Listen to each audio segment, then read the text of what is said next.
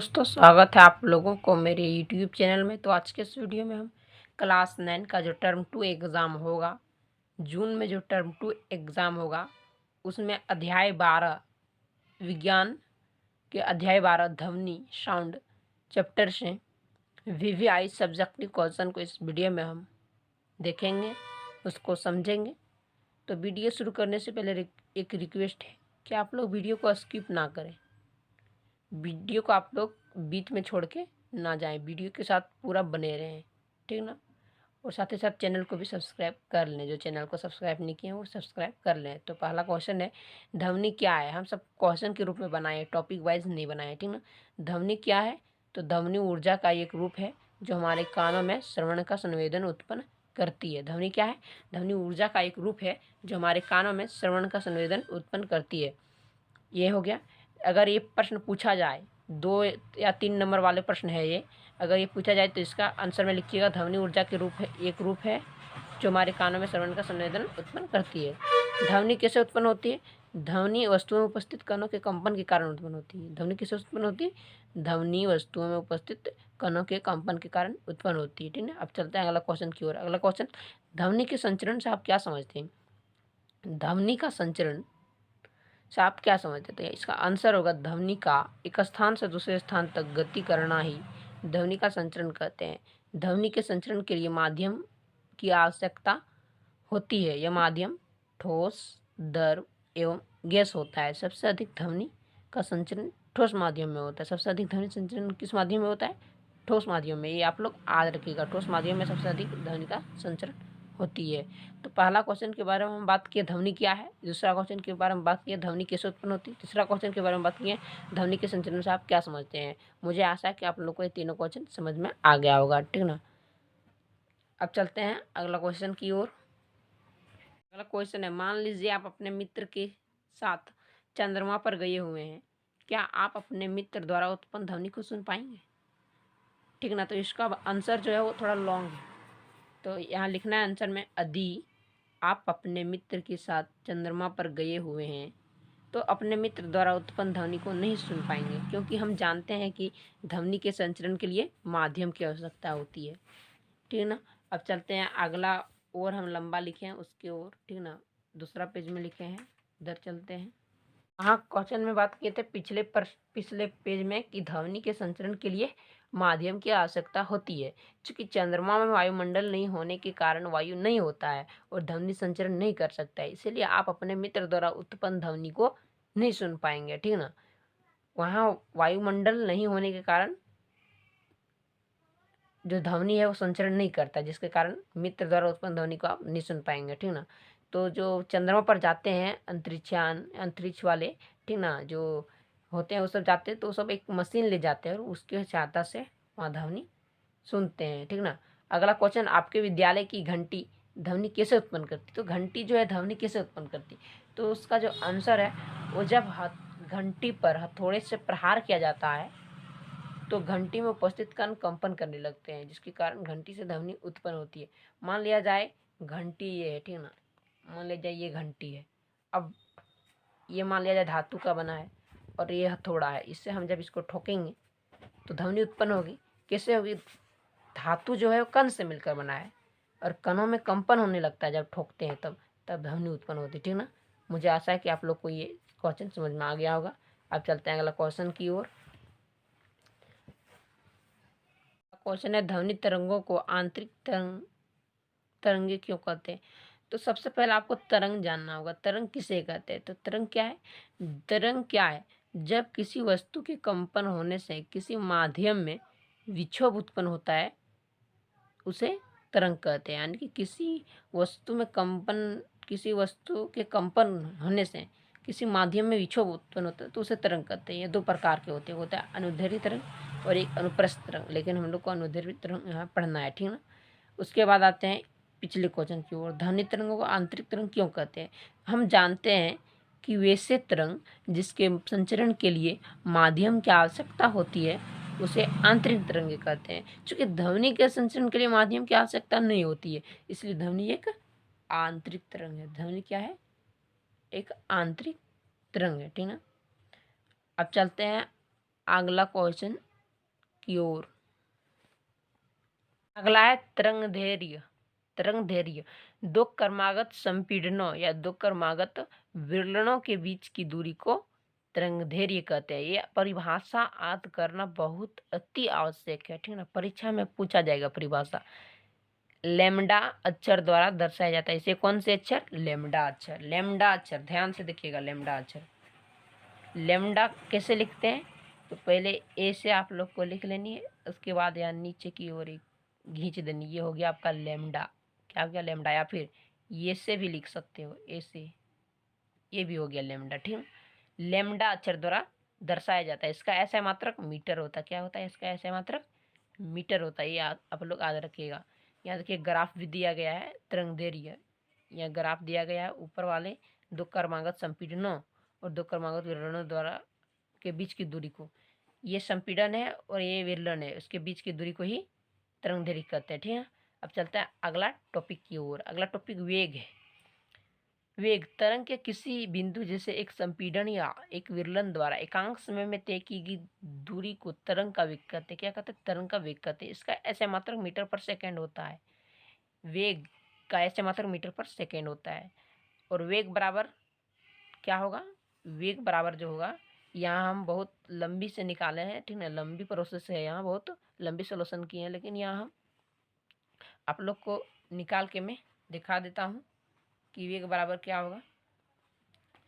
तो वेग बराबर क्या होता था? हम लोग पिछले अध्याय में पढ़े थे, दूरी बटे समय। दूरी बटे समय होता था वेग बराबर, ठीक है ना। दूरी बटे समय। तो यहाँ दूरी हम मान लेते हैं लैम्डा। यहाँ क्या है? दूरी है। लैम्डा जो है वो दूरी है और समय टी को मान लेते हैं, ठीक है। तो वेग को भी अक्षर द्वारा दिखाया जाता है, वेलोसिटी। v बराबर लैम्डा बटे टी। इसीलिए क्या होगा, उसके बाद इसको आप v बराबर, ये आवर्तकाल है, ठीक ना। आवर्तकाल है यानी कि टाइम आवर्तकाल है ये। तो आवर्तकाल 1/t होता है, ठीक ना। 1/t होता है। तो v बराबर 1/t गुने लैम्डा होगा, लैम्डा। इसीलिए v बराबर हम लैम्डा इंटू न्यू भी लिखते हैं। क्या लिखते हैं? Lambda into new. अब न्यू हम क्यों लिखें? यानी कि आवर्तीकाल, क्योंकि आवर्तकाल और आवर्ती बराबर होता है। न्यू बराबर 1/t, ठीक है ना। देखिए यहाँ हमने हल किया है। वेग बराबर दूरी बटे समय, फिर v बराबर लैम्डा बटे टी, फिर वेग बराबर लैम्डा गुने 1/t, और फिर v बराबर लैम्डा गुने न्यू। न्यू बराबर 1/t होता है, इसलिए हमने यहाँ न्यू का प्रयोग किया है। और वेग बराबर क्या सूत्र बनता है? वेग बराबर तरंग गुने तरंगदैर्घ्य गुने आवर्ती। वेग बराबर क्या होता है? तरंगदैर्घ्य गुने आवर्ती। इसका यहाँ ग्राफ भी मैंने बनाया, देख लीजिए। ग्राफ पर ग्राफ देखना बहुत जरूरी है, फिजिक्स में सब पूछा जाता है। ये ग्राफ है, ठीक ना। यहाँ से यहाँ इसको लैम्डा कहते हैं, ठीक। अब चलते हैं अगला क्वेश्चन की ओर। अगला क्वेश्चन अनुदैर्घ्य तरंग से है, ठीक है। लेकिन उससे पहले हम एक पिछले जो क्वेश्चन बताए थे, ध्वनि तरंगों को आंतरिक तरंग क्यों कहते हैं, इसको एक बार पुनः रिपोर्ट कर लेते हैं, क्योंकि आप लोग लिखने में आप लोग को आसानी होगी सुनने से। हम जानते हैं कि वैसे तरंग जिसके संचरण के लिए माध्यम की आवश्यकता होती है उसे आंतरिक तरंग कहते हैं। चूँकि ध्वनि के संचरण के लिए माध्यम की आवश्यकता होती है, इसलिए ध्वनि एक आंतरिक तरंग है। अब अगला क्वेश्चन की ओर आते हैं। अनुदैर्घ्य तरंग। अनुदैर्घ्य तरंग वैसे तरंग जिसमें माध्यम के कणों विक्षोभ संचरण की दिशा के समांतर होती है उसे अनुदैर्घ्य तरंग कहते हैं। ये तरंगे संपीड़न C और विरलन R के रूप में चलती है, जैसे ध्वनि तरंगे। उदाहरण क्या है? जैसे ध्वनि तरंगे, अनुदैर्घ्य तरंग। आप चलते हैं अगला क्वेश्चन की ओर। क्या है अनुप्रस्थ तरंग? लेकिन इसको पढ़ना नहीं है, फिर भी हम जानकारी के लिए जान लेते हैं। वैसे तरंगे जिसमें माध्यम में कणों का विक्षोभ संचरण के दिशा के लंबवत होता है उसे अनुप्रस्थ तरंग कहते हैं।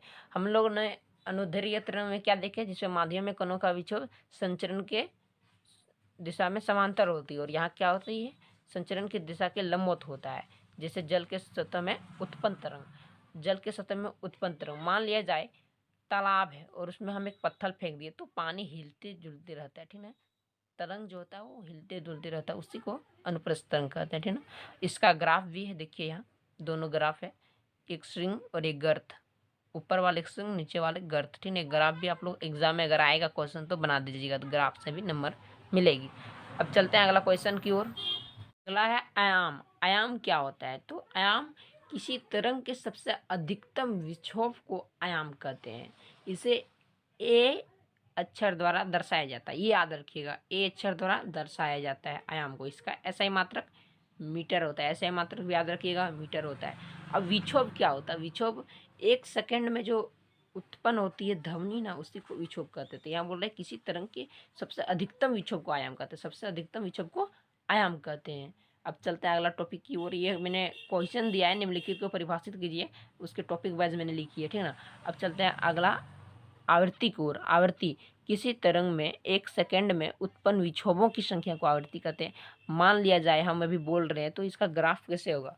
अगर हम धीरे से बोल रहे हैं इसका ग्राफ, अगर हम तेज से बोल रहे हैं तो ऐसे ऐसे ऐसे ऐसे इसका ग्राफ होगा, ठीक है ना। तो 1 सेकंड में किसी तरंग में 1 सेकंड में उत्पन्न विक्षोभों की संख्या, 1 सेकंड में जो विक्षोभ यहाँ उत्पन्न होगी उसकी संख्या को ही आवर्ती कहते हैं। क्या कहते हैं? आवर्ती। इसे न्यू अक्षर द्वारा दर्शाया जाता है। इसे कौन अक्षर द्वारा दर्शाया जाता है? न्यू। न्यू को कैसे लिखते हैं?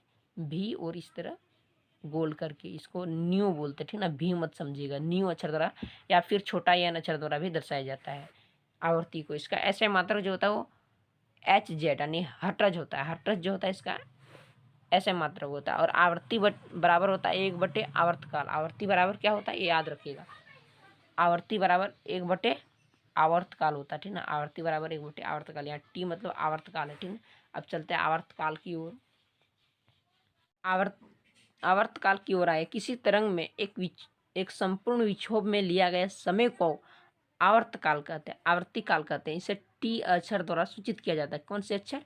T अक्षर द्वारा। और आवर्ती को न्यू अक्षर द्वारा, और आवर्तकाल को T अक्षर, आवर्तीकाल को T अक्षर द्वारा। इसका ऐसे मात्रक सेकेंड होता है, ठीक ना, छोटा एस द्वारा इसको दिखाया जाता है सेकेंड। और आवर्तकाल बराबर 1/, आवर्ती होती है। आवर्तकाल बराबर 1/, आवर्ती होती है, याद रखिएगा आप लोग। अब चलते हैं अगला टॉपिक की ओर। अगला है तरंगदैर्घ्य। तरंगदैर्घ्य दो क्रमागत संपीड़नों या दो क्रमागत विरलनों के बीच की दूरी को तरंगदैर्घ्य कहते हैं। ये परिभाषा याद करना बहुत अति आवश्यक है, ठीक है ना। परीक्षा में पूछा जाएगा परिभाषा। लैम्डा अक्षर द्वारा दर्शाया जाता है। इसे कौन से अक्षर? लैम्डा अक्षर। लैम्डा अक्षर ध्यान से देखिएगा, लैम्डा अक्षर। लैम्डा कैसे लिखते हैं? तो पहले ए से आप लोग को लिख लेनी है, उसके बाद यहाँ नीचे की ओर एक खींच देनी। ये हो गया आपका लैम्डा। क्या हो गया? लैम्डा। या फिर ये से भी लिख सकते हो, ए से, ये भी हो गया लैम्डा, ठीक है। लैम्डा अक्षर द्वारा दर्शाया जाता है। इसका ऐसा मात्रक मीटर होता है। क्या होता है इसका ऐसा मात्रक? मीटर होता है। ये आप लोग याद रखिएगा। यहाँ देखिए ग्राफ भी दिया गया है तरंगदैर्घ्य, यह ग्राफ दिया गया है। ऊपर वाले दो क्रमागत संपीड़नों और दो क्रमागत विरलनों द्वारा के बीच की दूरी को, ये संपीड़न है और ये विरलन है, उसके बीच की दूरी को ही तरंगदैर्घ्य कहते हैं, ठीक है। अब चलता है अगला टॉपिक की ओर। अगला टॉपिक वेग है। वेग तरंग के किसी बिंदु जैसे एक संपीड़न या एक विरलन द्वारा एकांक समय में तय की गई दूरी को तरंग का वेग कहते हैं। क्या कहते हैं? तरंग का वेग कहते हैं। इसका ऐसे मात्रक मीटर पर सेकेंड होता है। वेग का ऐसे मात्रक मीटर पर सेकेंड होता है। और वेग बराबर क्या होगा? वेग बराबर जो होगा, यहाँ हम बहुत लंबी से निकाले हैं, ठीक है, लंबी प्रोसेस है, यहाँ बहुत लंबी सोल्यूशन किए हैं, लेकिन यहाँ हम आप लोग को निकाल के मैं दिखा देता हूँ कि वेग बराबर क्या होगा। तो वेग बराबर क्या होता था, हम लोग पिछले अध्याय में पढ़े थे, दूरी बटे समय। दूरी बटे समय होता था वेग बराबर, ठीक है ना, दूरी बटे समय। तो यहाँ दूरी हम मान लेते हैं लैम्डा, यहाँ क्या है? दूरी है। लैम्डा जो है वो दूरी है, और समय टी को मान लेते हैं, ठीक है। तो वेग को भी अक्षर द्वारा दिखाया जाता है, वेलोसिटी। v बराबर लैम्डा बटे टी। इसीलिए क्या होगा, उसके बाद इसको आप v बराबर, ये आवर्तकाल है, ठीक ना, आवर्तकाल है, यानी कि टाइम आवर्तकाल है ये। तो आवर्तकाल 1/t होता है, ठीक ना, 1/t होता है। तो v बराबर 1/t गुने लैम्डा होगा, लैम्डा। इसीलिए v बराबर हम लैम्डा इंटू न्यू भी लिखते हैं। क्या लिखते हैं? Lambda into new. अब न्यू हम क्यों लिखें, यानी कि आवर्तीकाल, क्योंकि आवर्तकाल और आवर्ती बराबर होता है। न्यू बराबर 1/t, ठीक ना। देखिए यहाँ हमने हल किया है, वेग बराबर दूरी बटे समय, फिर v बराबर लेमडा बटे टी, फिर वेग बराबर लेमडा गुने 1/t, और फिर v बराबर लेमडा गुने न्यू। न्यू बराबर 1/t होता है, इसलिए हमने यहाँ न्यू का प्रयोग किया है। और वेग बराबर क्या सूत्र बनता है, वेग बराबर तरंग गुने तरंग दैर्घ्य गुने आवर्ती। वेग बराबर क्या होता है, तरंग दैर्घ्य गुने आवर्ती। और इसका यहाँ ग्राफ भी मैंने बनाया, देख लीजिए। ग्राफ पर ग्राफ देखना बहुत जरूरी है, फिजिक्स में सब पूछा जाता है। ये ग्राफ है, ठीक ना। यहाँ से यहाँ इसको लेमडा कहते हैं, ठीक। अब चलते हैं अगला क्वेश्चन की ओर। क्वेश्चन है, किसी ध्वनि तरंग की आवृत्ति 2 किलो हर्ज है और उसकी तरंग दैर्घ्य 35 सेंटीमीटर है। यह 1.5 किलोमीटर दूरी चलने में कितना समय लेगी। यहाँ समय निकालने बोल रहा है, ठीक है। क्या निकालने बोल रहा है, समय। तो यहाँ आवृत्ति कितनी दी गई है, सब पहले लिख लेते हैं। आवृत्ति कितनी दी गई है, आवृत्ति दी गई है 2 किलो हर्ज। 2 किलो हर्ज, तो इसको हम 2 गुने 1000 कर देंगे, क्योंकि 1000 बराबर 1 किलो बराबर 1000 मिलीमीटर मिलीग्राम होता है, ठीक है। 1000 ग्राम, तो ये हो जाएगा 2000 हर्ज। ये हो गया 2000 हर्ज, ठीक। 2000 हर्ज। उसके बाद तरंगदैर्घ्य कितना दिया, तरंगदैर्घ्य किसको कहते हैं, लेमडा। लेमडा बराबर यहाँ दिया है 35 सेंटीमीटर। अब इसको हम मीटर में भी बना सकते हैं। और दूरी कितनी दी है, दूरी दी है यहाँ 1.5 किलोमीटर। दूरी दी है 1.5 किलोमीटर। इसको हम मीटर में बनाएंगे तो 1500 मीटर होगा, ठीक ना। 1500 मीटर। इसको सेंटीमीटर में, इसको भी मीटर में बना लेते हैं, तो 35/100 यानी कि 0.35 मीटर। ये हो जाएगा 0.35 मीटर। तो यहाँ निकालने क्या बोल रहे हैं, कितना समय लेगी, कितना यहाँ समय लेगी। तो यहाँ वेग बराबर क्या होता था, वेग बराबर अभी पढ़े मैंने, तरंगदैर्घ्य गुना आवर्ती। तरंगदैर्घ्य किस अक्षर द्वारा दिखाते हैं, लेमडा। आवर्ती को न्यू अक्षर। तो यहाँ लेमडा कितना दिया है, 0.35 गुना न्यू कितना दिया है, 2000 हर्ज, ठीक। अब इसके नीचे कुछ नहीं तो क्या है, डबल सुनना। क्यों, क्योंकि यहाँ पॉइंट है, पॉइंट को यहाँ हटा दिए, ऊपर ले गए, तो इसके बाद में 2 अंक है, इसलिए 2 यहाँ सुनना लग गया, ठीक है ना। अब 100 से 2000 को काटेंगे तो 20 आएगा। कितना आएगा, 20। और इस प्रकार वेग का जो ऐसा मात्रा होता है मीटर पर सेकंड, 20 मीटर पर सेकंड आ गया आंसर। कितना आ गया, 20 मीटर पर सेकंड। या फिर यहाँ देखिए, यहाँ 0.35 में दिया है, मान लिया जाए इसको हम 20 से काटें, उसके बाद यहाँ जो 35 बचा, इसको भी हम गुना कर देते हैं, ठीक ना। 35 गुने 20, तो 35 दूनी 70, 700 मीटर पर सेकंड। 700 मीटर पर सेकंड जो होगा बिल्कुल सही आंसर होगा, ठीक ना। 700 मीटर पर सेकंड। यहाँ मैंने पहले से ही हल कर रखा है, ठीक। अब चलते हैं अगला क्वेश्चन की ओर। क्वेश्चन है, किसी दिए हुए माध्यम में एक ध्वनि तरंग की आवृत्ति 220 हर्ज तथा वेग 440 मीटर पर सेकंड। तो इस तरंग की तरंगदैर्घ्य की गणना कीजिए। यहाँ तरंगदैर्घ्य यानी कि लैम्डा ज्ञात करने बोल रहा है। और इस तरह के प्रश्न जो है वो आएगा टर्म 2 में। ये सब वेरी वेरी इंपॉर्टेंट है, ये सब आएगा, ठीक ना। तो सबसे पहले आप लोग यहाँ ध्यान से देखिए, हम वहाँ समय निकालना भूल गए थे, क्योंकि प्रश्न में समय बोला था। तो समय बराबर दूरी बटे वेग, और 1500 दूरी था और वेग 700 निकला था, 700 मीटर पर सेकंड, ठीक ना। देखिए 700 मीटर पर सेकंड हमने वेग निकाला था, देखिए 700 मीटर पर सेकंड। तो हम यहाँ समय निकालने बोल रहा था, समय निकालने भूल गए थे। तो 700 से 1500 को भाग देंगे तो 2.14 सेकंड आएगा। 2.14 सेकंड जो होगा उस प्रश्न का आंसर होगा, ठीक ना। हम वहाँ थोड़ा सा कॉन्सेप्ट भूल गए थे।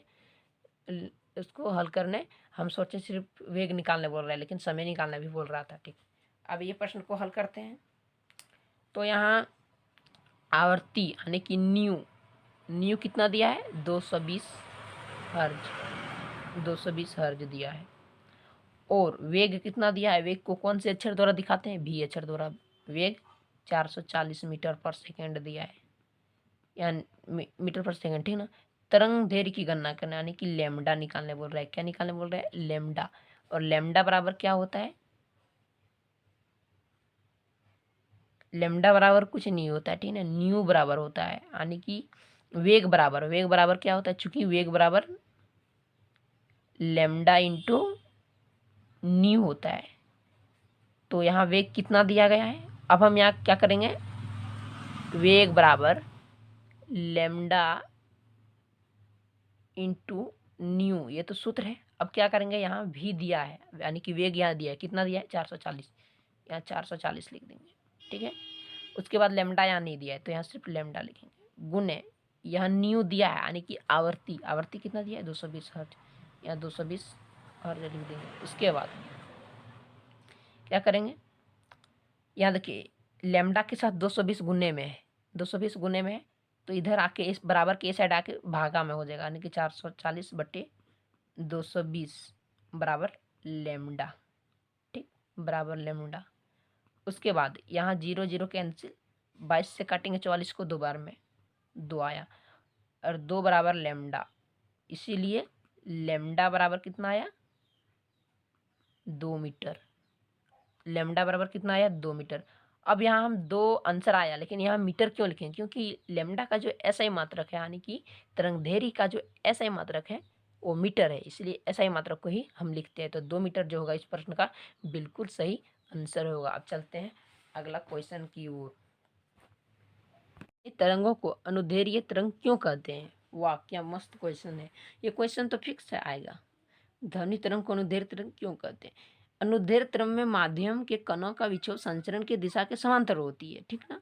माध्यम के कण एक स्थान से दूसरे स्थान तक गति नहीं करते, परंतु अपनी विराम अवस्था से आगे पीछे दोलन करते। ध्वनि तरंगे ठीक इसी प्रकार संचरित होती है, इसीलिए ध्वनि तरंगों को अनुदैर्घ्य तरंग कहते हैं। मात्र 4-5 लाइन इसको याद करनी है, सिर्फ आप समझ जाइए, उससे याद करने की कोई प्रॉब्लम नहीं होगी, ठीक ना।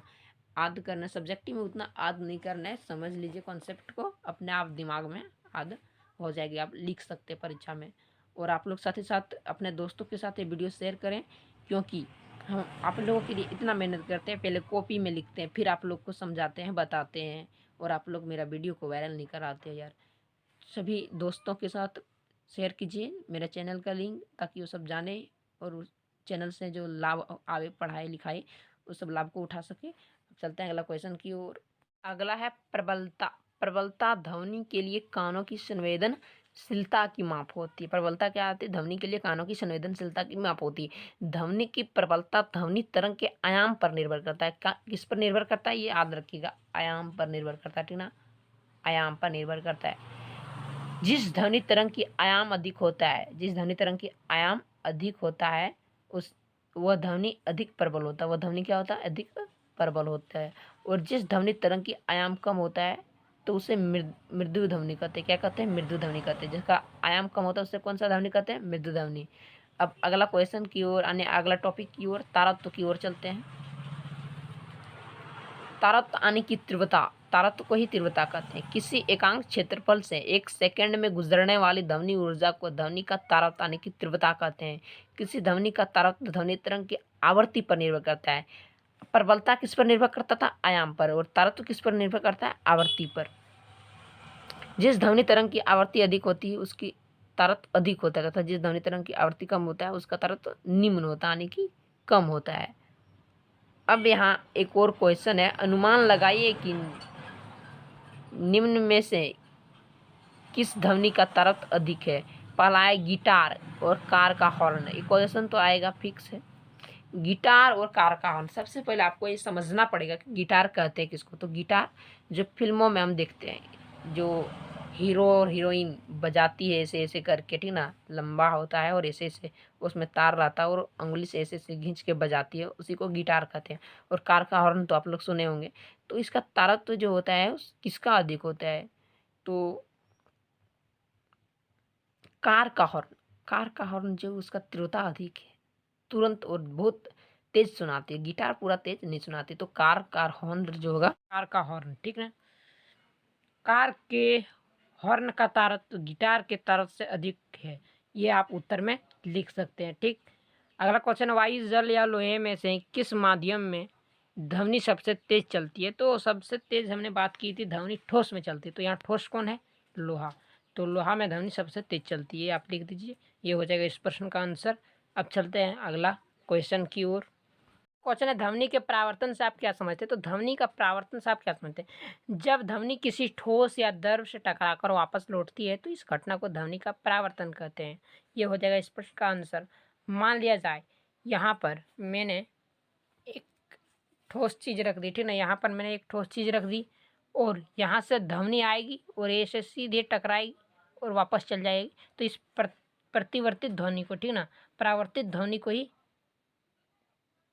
ध्वनि का परावर्तन कहते हैं। ठीक ना, अगला क्वेश्चन है, प्रतिध्वनि क्या है? किसी अवरोध से टकराकर जो ध्वनि वापस आता है उस परावर्तित ध्वनि को प्रतिध्वनि कहते हैं। ये तो 2 लाइन में है, ये भी आप लोग लिख लीजिए। अगला क्वेश्चन है, अनुरणन क्या है? अनुरणन क्या है? मान लिया जाए आप सिनेमा घर गए होंगे, सिनेमा घर में ना वहाँ कुछ इस प्रकार का सिनेमा घर को बनाया जाता है कि वहाँ आवाज़ जो है ना वो 2-3 बार गूंजता नहीं है। और आप जैसे स्कूल में गए होंगे और वहाँ बेंच डेस्क नहीं होगा और वहाँ खाली होगा, अगर आप वहाँ बोलते होंगे तो आवाज़ जो होता है वो 2-3 बार रिपीट होता होगा, उसी को अनुरण कहते हैं। इसका आंसर है, जब किसी बड़े हॉल ध्वनि उत्पन्न किया जाता है, जब किसी बड़े हॉल में ध्वनि उत्पन्न किया जाता है तो यह ध्वनि दीवारों से बारंबार टकराकर काफ़ी समय तक बना रहता है और एक ही ध्वनि गूंजता रहता है, जिसे अनुरणन कहते हैं। जिसे क्या कहते हैं? अनुरणन कहते हैं। इसको बचाने के लिए इसे कम किया जा सकता है, उसका नियम जो है यहाँ नीचे में है। इसे कम करने के लिए उपाय निम्नलिखित है। यहाँ उपाय की ओर चलते हैं। इसका उपाय क्या है? 3 उपाय है। पहला है, भवन की छतों को कब्र आकार का बनाया जाता है। दूसरा उपाय है, भवन या हॉल की दीवारों में खुरदरे प्लास्टर किए जाते हैं। तीसरा है, ध्वनि को अवशोषित करने के लिए संपीड़ित फाइबर बोर्ड या पर्दे लगाए जाते हैं। ध्वनि को अवशोषित करने के लिए संपीड़ित फाइबर बोर्ड या पर्दे लगाए जाते हैं। ठीक ना, मान लिया जाए आप कहीं बड़े होटल या फिर बड़े घर में प्रवेश किए होंगे, ठीक ना, बिल्डिंग में, तो वहाँ जब प्लेन होगा ना, प्लेन, जब दीवार प्लेन कलर का, कोई कलर से जब प्लेन पेंटिंग किया होगा, खुरदरा नहीं होगा और वहाँ खाली होगा, कोई भी फाइबर बोर्ड या कोई भी पर्दा वगैरह कुछ नहीं होगा, ठीक ना, चटाई में कोई भी चीज़ नहीं होगा रूम में, तो आप जब रूम में प्रवेश करिएगा ना और कुछ बोलिएगा वहाँ ना, तो 2-3 बार आवाज़ गूंजेगा, ठीक ना, उसी को अनुरणन कहते हैं। 2-3 बार गूंजता है खाली जगह पर। उसको कम करने के लिए यहाँ 3 उपाय है, ये देख के आप लोग लिख लीजिए। अब चलते हैं अगला क्वेश्चन की ओर। एक क्वेश्चन है, एक मनुष्य किसी खड़ी चट्टान के पास ताली बजाता है और उसकी प्रतिध्वनि 2 सेकंड के पश्चात सुनाई देती है। यदि ध्वनि की चाल 346 मीटर पर सेकंड लिया जाए तो चट्टान तथा मनुष्य के बीच की दूरी कितनी होगी? तो इसकी दूरी निकालने बोल रहा है, चट्टान और मनुष्य के बीच की दूरी को। तो चलिए दूरी को हम निकालते हैं। प्रश्न में ध्वनि की चाल कितनी दी गई है? तो एक मनुष्य किसी चट्टान के पास ताली बजाता है तो इसकी प्रतिध्वनि 2 सेकंड। समय यहाँ दिया गया है t बराबर 2 सेकंड, ठीक ना, 2 सेकंड। और ध्वनि की चाल कितनी दी गई है? ध्वनि की चाल दी गई है यहाँ 346 मीटर पर सेकंड, 346 मीटर पर सेकंड, ठीक है। तो चट्टान और मनुष्य के बीच की दूरी निकालने बोल रहा है। चट्टान और मनुष्य के बीच की दूरी, यहाँ प्रश्न में देखिए, चट्टान और मनुष्य के बीच की दूरी निकालने यहाँ बोल रहा है, ठीक ना। तो सबसे पहले यहाँ निकालना होगा ध्वनि द्वारा चली गई दूरी, ठीक ना, ध्वनि द्वारा चली गई दूरी। और दूरी बराबर हम लोग एक सूत्र पढ़े थे गति चैप्टर में, आप लोग पढ़े होंगे, चाल गुने समय, चाल गुने समय, ये इसका फॉर्मूला था, ठीक ना, चाल गुना समय। तो यहाँ चाल कितना दिया गया है? 346 और समय कितना दिया है? 2 सेकंड। तो 2 से गुना हो जाएगा तो क्या होगा? 6 12 के 2 4 2 8 1 9 और 3 2 6 692 मीटर होगा। क्या होगा? 692 मीटर। ध्वनि की दूरी कितनी होगी? 692 मीटर। अब यहाँ पूछ रहा है कि मनुष्य और चट्टान के बीच की दूरी। तो मनुष्य और चट्टान के बीच की दूरी निकालने के लिए सबसे पहले प्रश्न में यह बोल रहा है मनुष्य और चट्टान के बीच की दूरी, और चट्टान के बीच की दूरी, ठीक ना, चट्टान की बीच की दूरी, बीच की दूरी निकालने बोल रहा है। तो 692/2 कर देनी है। 2 के पाड़ा से काटेंगे, 2 तिया 6, फिर ये 2 चौका 8, 1 बचा, यानी कि 346 मीटर। 346 मीटर जो होगा बिल्कुल सही आंसर होगा, ठीक है ना। 346 मीटर जो होगा बिल्कुल सही आंसर होगा। अब चलते हैं अगला क्वेश्चन की ओर। टॉपिक है अवसरीय ध्वनि। अवसरीय ध्वनि मनुष्य 20 हर्ट्ज से कम आवृत्ति के ध्वनियों को नहीं सुन पाते हैं, जिसे अवसरीय ध्वनि कहते हैं। अवसरीय ध्वनि किसे कहते हैं? 20 हर्ट्ज से कम आवृत्ति वाले ध्वनि को मनुष्य नहीं सुन पाते हैं, उसे अवसरीय ध्वनि कहते हैं। अवसरीय ध्वनि उत्पन्न कौन करता है? तो गेंडा, हाथी और व्हेल, ब्लू व्हेल, ये सब अवसरीय ध्वनि उत्पन्न करता है। इत्यादि कुछ जंतु अवसरीय ध्वनि उत्पन्न करते हैं। इत्यादि यानी कि और जंतु है सब भी अवसरीय ध्वनि उत्पन्न करते हैं। प्राश्रयी ध्वनि यानी कि प्राध्वनि इसका भी नाम है। मनुष्य 20,000 हर्ट्ज से अधिक आवृत्ति वाले ध्वनियों को नहीं सुन सकते हैं, जिसे प्राश्रयी यानी कि प्राध्वनि कहते हैं। डॉल्फिन, चमगादड़ इत्यादि जैसे कुछ जंतु प्राध्वनि यानी कि प्राश्रयी ध्वनि उत्पन्न करती। कौन कौन से? डॉल्फिन और चमगादड़ इत्यादि, ठीक ना। तो ये आप लोग को याद रखनी है, अवसरीय ध्वनि और प्राश्रयी ध्वनि। यही है इस चैप्टर के, ध्वनि चैप्टर के लास्ट टॉपिक। अब मिलेंगे आपके साथ अगली वीडियो में। और आपने अगर कक्षा 8 और 9 का अगर सिलेबस नहीं देखी है तो इन डिस्क्रिप्शन में मिल जाएगा, आप लोग वहाँ देख लीजिएगा, और डिस्क्रिप्शन में भी लिंक मिल जाएगा। आप चलते हैं, मिलेंगे आपकी के साथ अगली वीडियो में। तब तक के लिए जय हिंद, जय भारत, वंदे मातरम।